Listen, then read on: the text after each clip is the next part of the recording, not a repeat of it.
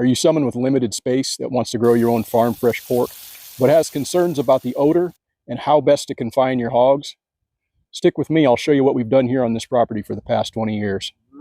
This pen was originally built to confine my son's market hogs. The reason why I located this where I located it on my property, as far away from my house, as close to the property line as I could, is because I was concerned about the odor at the time.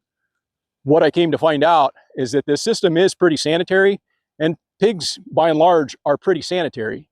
They actually use the bathroom. They go in the same place all the time. So in this type of an environment, in this type of pen, it's really not that big of an issue. I can clean it up fairly regularly. I typically will clean this up maybe once a week, come through and gather up their manure. And if one were that concerned with it, you could actually wash it down because it's lined. The bottom of it is concrete. One thing to bear in mind is I wouldn't particularly want to raise animals in this environment and on any long-term type of a scenario. I wouldn't raise breeding animals in here, but as far as from a market standpoint, I've raised many animals in this environment for up to 6 months at a time. It is set up where we can actually open it up, let them out, let them get out on pasture, roam around if we want, but primarily they're kept within this, and we feed them and they live their entire life until we process them in this pen. Let me show you. So this is merely 16 feet by 16 feet, and I decided to make it that because that's the dimension of cattle panel. 16 feet wide, like 53 inches tall. As you'll note, this thing's a good deal taller than 53 inches because I've got two cattle panels stacked on top of one another. Interesting story to that. I'll get to that in a minute. But let me show you this cattle panel that I've got. It's the stuff down here is cattle panel that was purchased like 20 years ago. The lower section was purchased like 20 years ago, and they don't really make cattle panel that thick or that good anymore. It's kind of gotten a little thinner over the years. So this is the cattle panel from 20 years ago right here. And then this stuff down below is the thinner stuff now that you can get and basically fold in half when you're making your chicken tractors. So essentially that's all it is cattle panel, 16 foot by 16 foot square. I've got 3 T-posts per 16-foot section. So I've got a gate over here, which eliminated one of my T-posts. However, I would almost recommend at this point, if you were to build something like this with this thinner cattle panel, you might want to add an additional T-post in here just to kind of strengthen it up. But those are my verticals. It's just T-posts, and then I've got just pipe sunk in the ground in cement. And then let's go on the inside of this, and I'll show you a little closer up.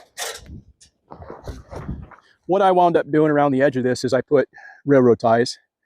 That's what I decided to do at the time. It's not exactly necessary. You could pour this all the way up to a point. But one thing that I'll point out is that you want to get that pretty tight, because anywhere that they can get their snout, they're going to want to root. So here's an example of how close you're going to want to get this to the cattle panel, because they can still get their nose in here and root. They'll root all this up looking for worms and acorns and anything else. So if you don't want them getting underneath this cattle panel and picking it up, you want to probably keep this pretty close, keep it pretty tight.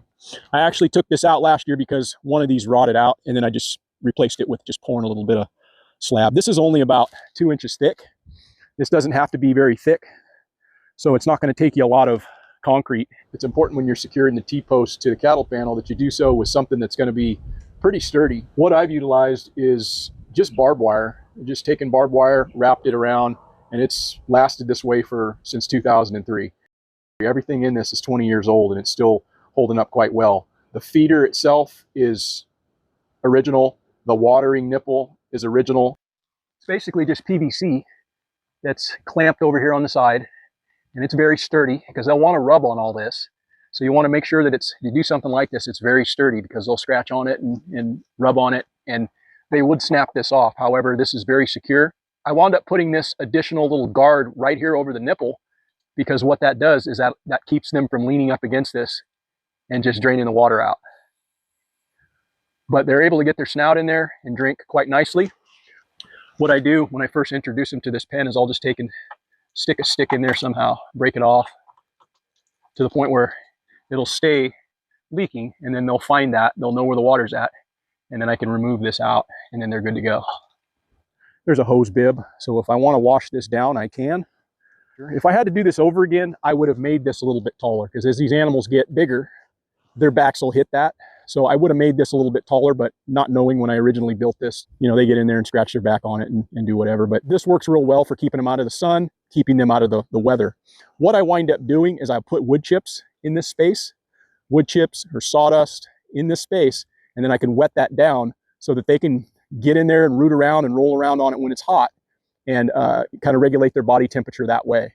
So obviously there's no mud holes in here, there's no mud, there's nothing for them to do that with. So it's very important that you provide them that so that they can regulate their body temperature in the heat of the summer.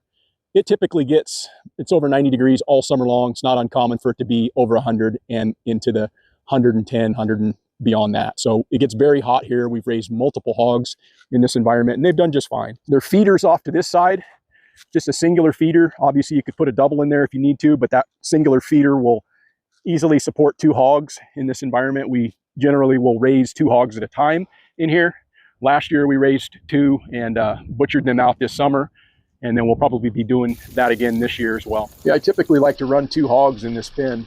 One of the nice things about doing that is animals just seem to do better when they have a companion. And not only that, with hogs, they get very competitive with their food, so they tend to actually gain a little bit better when you have 2 of them in together. As they would go over here, back up, and do all their business over here, and then sometimes they like to come over into this corner and utilize it here. But despite what people think about hogs being, you know, dirty, nasty animals, they're actually quite sanitary in that sense. They like to use the restroom in the same spot. They don't typically do it where they wind up eating. They don't do it where they wind up sleeping. So from that standpoint, they're actually quite a sanitary animal. So why is it that I have all this extra cattle panel up above? What's that all about? Well, last year, wound up getting a hog, put her in here. She was determined, let's just say that. I didn't see her get out, but I could see the next morning when I came here, she had come out right in this corner right here. Could see where there was mud all the way up the top of this. There was hair over the top of this. There was footprints right down here in the corner.